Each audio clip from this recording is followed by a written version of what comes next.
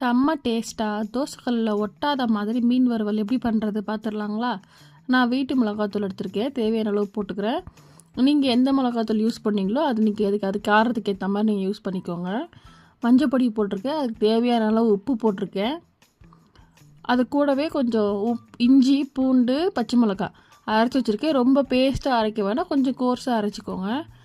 அதுக்கப்புறம் புளி தண்ணியை ஊற்றிக்கிறேன். நான் ஒரு எலுமிச்சை சைஸ் புளி தண்ணி ரொம்ப திக்காக ஊற வச்சு நான் ஆட் பண்ணியிருக்கேன்.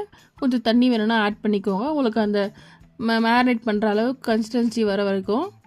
இப்போ அது கூட கொஞ்சம் கொத்தமல்லி கருவேப்பிலை போட்டிருக்கேன். நல்லா பிணைஞ்சிக்கோங்க, அப்போ தான் அதோடய ஃப்ளேவர்லாம் அந்த மசாலாவில் இறங்கும். இப்போ மீன் நம்ம மேரினேட் பண்ணி வச்சுக்கலாம். ஒரு 2 hours நீங்கள் ஊற வைக்கணும், அப்போ தான் மீனுக்குள்ளே நல்லா அந்த மசாலாலாம் இறங்கி உங்களுக்கு டேஸ்ட்டு கொடுக்கும். இப்போ 2 மணி நேரம் ஊறிடுச்சு.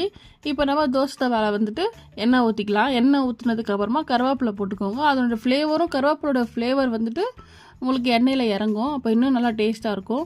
இப்போ நீங்கள் மேரினேட் பண்ணி வச்சுருக்கிற மீனை நீங்கள் எல்லாமே ஒன்று ரொம்ப இழுக்கிற மாதிரி போடாதீங்க, ஓரளவுக்கு கேப் விட்டு போடுங்க. எண்ணெய் இருக்கிற இடத்துல மட்டும் போடுங்க.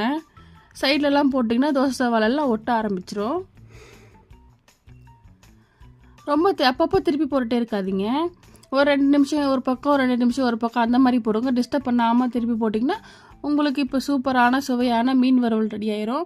இது கூட நீங்கள் ஒரு வெங்காயம் லெமன் வச்சு சாப்பிட்டிங்கன்னா இன்னும் சூப்பராக இருக்கும்.